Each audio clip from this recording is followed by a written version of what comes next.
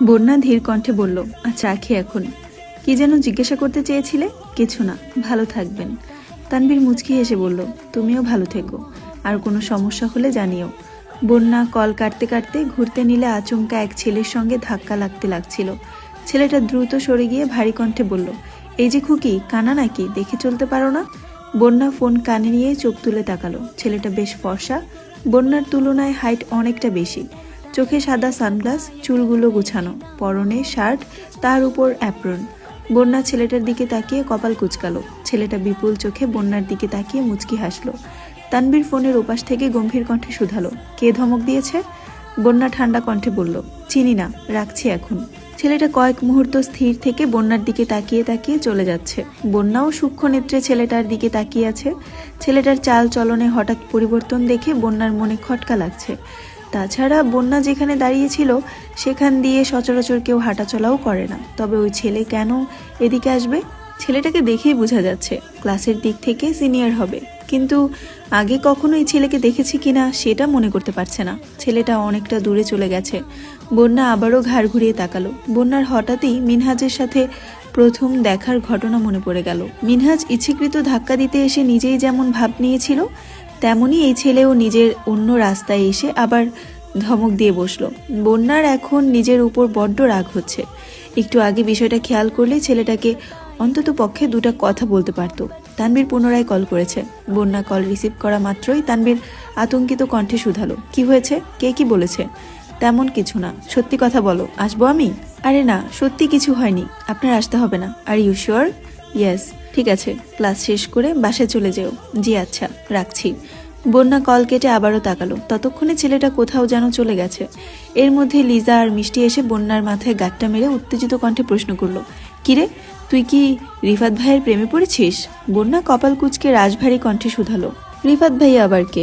লিজা হেসে উত্তর দিল, এই যে একটু আগে যার সাথে কথা বলছিলি, যার দিকে এইমাত্র তাকিয়েছিলি, তিনি হচ্ছেন রিফাত ভাইয়া, চতুর্থ বর্ষের কেমিস্ট্রি ডিপার্টমেন্টের ফার্স্ট বয়। উনি যে কত মেয়ের ক্রাশ তার কোনো হিসাব নেই, এমনকি আমারও ক্রাশ। তা কি কথা বলছিল রে? বন্যা রেগে বলল, কোনো কথাই বলিনি। তোর ক্রাশের সাথে কথা বলতে আমার বইই গেছে। আর একটা কথা, তোর ক্রাশের ক্যারেক্টারের সমস্যা আছে, বুঝলি? লিজা দাঁতে দাঁত চেপে কটকট করে বলল, তুই আমার ক্রাশকে নিয়ে একদম বাজে কথা বলবি না। বলতে চাইও না, এমনকি তোদের সাথেও কথা বলতে চাই না, বাই। বন্যা ক্লাসে চলে গেছে। বন্যার পিছু পিছু মিষ্টি আর লিজাও ছুটছে। এদিকে আলী আহমদ খান চলে যাওয়ার পর আরও 2-3 ঘন্টা মাহমুদা খান হাসপাতালে ছিলেন। আবিরকে যতটা সম্ভব বুঝিয়েছেন। মালিহা খান আজ কম বেশি কথা বলছেন।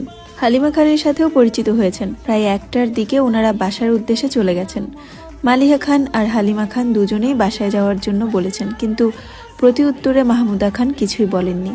এত বছরের দূরত্বের পর হুট করে ওই বাড়িতে চলে যাওয়া ওনার কাছে স্বাভাবিক বিষয় না। এই বাড়ির সাথে জড়ানো আবেগগুলো কেমন যেন শক্ত পাথরে মুড়িয়ে আছে। সেই পাথর না গললে স্বাভাবিক সম্পর্ক গড়ে ওঠা অসম্ভব ব্যাপার। আলী আহমদ খান মুখ রক্ষার খাতিরে বোনকে বাসায় যেতে বললেও দুই ভাবি খুব আন্তরিকতার সহিত বাসায় যাওয়ার জন্য বলেছেন। দুপুরের পরপর ইকবাল খান, আকলিমা খান, মিম আদি হাসপাতালে এসেছে। আবিরের অসুস্থতার কথা তানভীর বলতে চায়নি, তবে ইকবাল খান বারবার জোর করায় বাধ্য হয়ে বলেছেন। বলতে দেরি হলেও তাদের রওনা দিতে দেরি হয়নি। মিম আর আদি সারা রাস্তা কেঁদে কেঁদে এসেছে। আবিরের সাথে মিম খুব কম কথা বলে। হুটহাট দেখা হলে মিম ইচ্ছেকৃতও সামনে আসে না। তবে ভাইয়ের প্রতি ভালোবাসার কোনো কমতি নেই তার। অন্যদিকে আদির আবদার করার একমাত্র জায়গা আবির। বাহিরে থাকাকালীনও ভিডিও কল দিয়ে প্রতিনিয়ত বলতো, ভাইয়া এটা নিয়ে এসো, ওটা নিয়ে এসো, কবে আসবা, এখনও তাই করে। হাসপাতালে এসে আবিরের এই অবস্থা দেখে দুই ভাই বোনই থ মেরে গেছে। মাথায় হাতে পায়ে ব্যান্ডেজ দেখে আটকে উঠল। এমন অবস্থায় বাস্তবে কাউকে দেখেনি তারা। এই প্রথমবার আবিরকে দেখেছে। আকলিমা খানও অনেক বেশি আতঙ্কিত হয়েছেন। আবিরকে দেখে আর্তনাদ শুরু করেছেন। ইকবাল খান স্তব্ধ হয়ে দাঁড়িয়ে আছে, কিছুই বলতে পারছে না। ওনার চোখে ভেসে উঠেছে বহু বছর আগে আলী আহমদ খানের অ্যাক্সিডেন্টের পরের দৃশ্য। তখন আলী আহমদ খান অ্যাক্সিডেন্ট করে প্রায় 6 মাস বিছানায় ছিলেন। একই রূপে নিজের ভাইপোকে কখনো দেখতে হবে এটা ইকবাল খান কখনো কল্পনাও করেনি। ইকবাল খান তাড়াতাড়ি আবিরের রিপোর্ট চেক করতে লাগলেন, হাত পায়ের অবস্থা বোঝার জন্য। মাথায় চাপ বেশি খেলেও হাতে আর পায়ে খুব বেশি সমস্যা নেই। 21 দিনের বেড রেস্ট থাকলে আশা করা যায় ঠিক হয়ে যাবে। দুপুর পেরিয়ে সন্ধ্যা হতে চলল। দুপুরে সবাই অল্প স্বল্প খেয়েছে, কিন্তু মেঘ কিছুই খায়নি। সেই যে আবিরের পায়ের কাছে বসেছিল সারা দিন যাবৎ সেখানেই বসে আছে, দু হাতে দু হাঁটু আঁকড়ে ধরে হাঁটুর উপর কাত করে মাথা রেখে অমত্ত আঁখিতে আবিরের অভিমুখে চেয়ে আছে। নাক অবধি ওড়না টানা, আঁখি যুগল স্থির, প্রয়োজনের বাহিরে একবারের জন্য পলক ফেলছে না। কখনো কখনো চোখের কার্নিশ দিয়ে অনর্গল গড়িয়ে পড়ছে নোনাজল। অতি সন্তপর্ণে চোখের পানি মুছে আবারও চেয়ে আছে আবিরের দিকে। সারা দিন খাবো না ব্যতীত মেঘের মুখ থেকে আর কোনো কথা বের হয়নি। সকাল থেকেই আবির ক্ষণে ক্ষণে মেঘকে দেখছে, কিন্তু আজ তার কিছু বলার সামর্থ্য নেই। আম্মু মামুনির সামনে মেঘকে যে দুটো কথা বলবে সেই পরিস্থিতিও নেই। কেউ আবিরের পাশ থেকে সরেও যাচ্ছে না। বিকেলে হালিমা খান আকলিমা খানদের সাথে সাথে বাসায় গিয়ে রাতের জন্য রান্না করে সন্ধ্যায় আবারও হাসপাতালে এসেছেন। ইকবাল খান সাথে আসছেন। আলী আহমদ খানও অফিস থেকে সরাসরি হাসপাতালে এসেছেন। মালিহা খান আর মেঘ দুজনেই সারাদিন হাসপাতালে ছিল। আবির ঘুমাচ্ছে দেখে কেউ ডাকেনি। হালিমা খান আসার পর থেকে মেঘকে খাওয়ানোর চেষ্টা করছেন। আলী আহমদ খান নিজেও 2 বার খাওয়ার কথা বলেছেন, কিন্তু মেঘ নিশ্চুপ বসে আছে। বাধ্য হয়ে হালিমা খান তানবীরের নাম্বারে কল দিয়েছে। তানবীর কল রিসিভ করতেই হালিমা খান বিরক্ত ভরা কণ্ঠে বললেন, কোথায় তুই? তানবীর উত্তর দেওয়ার আগেই হালিমা খান পুনরায় বলে উঠল, যেখানে থাকিস হাসপাতালে এসে তোর বোনকে খাইয়ে রেখে যা। আমি তোর বোনের সাথে আর পারবো না। আচ্ছা আসতেছি। তুমি কিন্তু বোনের সাথে রাগারাগি করো না। তোর আর তোর বাপের আদরে মেয়েটা দিন দিন আরো বেশি জেদি হইতেছে। আমি এখনই আসতেছি। 20 মিনিটের মধ্যে তানবীর হাসপাতালে এসেছে। মেঘ তখনও গুটিসুটি মেরে বসে আছে। তানবীর ঢুকতেই মেঘ নড়ে চড়ে বসলো। তানবীর ভারী কণ্ঠে বলল, খাচ্ছিস না কেন? খিদে নেই বললেই হলো। তানবীর প্লেটে খাবার বেড়ে মেঘের সামনে ধরতেই মেঘ খাবো না বলে তানবীরের দিকে তাকালো। তানবীরের অগ্নি দৃষ্টি দেখে মেঘ কিছু বলার সাহস আর পেল না, চুপচাপ খাওয়া শুরু করলো। তানবীরও মেঘের সামনে চেয়ার নিয়ে বসে আছে। তানবীর চাইলেও মেঘকে কিছু বলতে পারছে না, আবার না বলেও থাকতে পারছে না, কারণ মেঘের এরকম আচরণ বাসার মানুষের চোখে সন্দেহের সৃষ্টি করবে। সবাই যখন নিজেদের মধ্যে কথা বলছিল, এই ফাঁকে তানবীর 2-1 বার মেঘের বাসায় যাওয়ার কথা বলেছে, ঠান্ডা মাথায় বুঝিয়েছে, কিন্তু মেঘ মাথা দিয়ে না করেই যাচ্ছে। তানবীর যখন বুঝতে পেরেছে মেঘকে রাজি করানো সম্ভব না, তখন বাধ্য হয়ে মালিহা খানকে থাকতে বলেছে। মেঘ, মালিহা খান আর তানবীর ছাড়া বাকিরা বাসায় চলে গেছে। রাকিব অফিস শেষে হাসপাতালে এসেছে, তবে মালিহা খান উপস্থিত থাকায় কেউ কোনো প্রকার উল্টাপাল্টা কথা বলছে না। তানবীর আর রাকিব কিছুক্ষণ বসে তারপর বেরিয়ে গেছে। অনেকক্ষণ পর তানবীর 2 কাপ চা নিয়ে রুমে আসছে। 1 কাপ মালিহা খান আর 1 কাপ মেঘকে দিয়ে তানবীর নিজের ফোনটা মেঘকে এগিয়ে দিয়ে স্বাভাবিক কণ্ঠে বলল, তোর বান্ধবীর সাথে একটু কথা বলিস। মেঘ চায়ের কাপে চুমুক দিয়ে গতকালের ঘটনাগুলো ভাবছে আর মনে মনে নিজেকে বকা দিচ্ছে।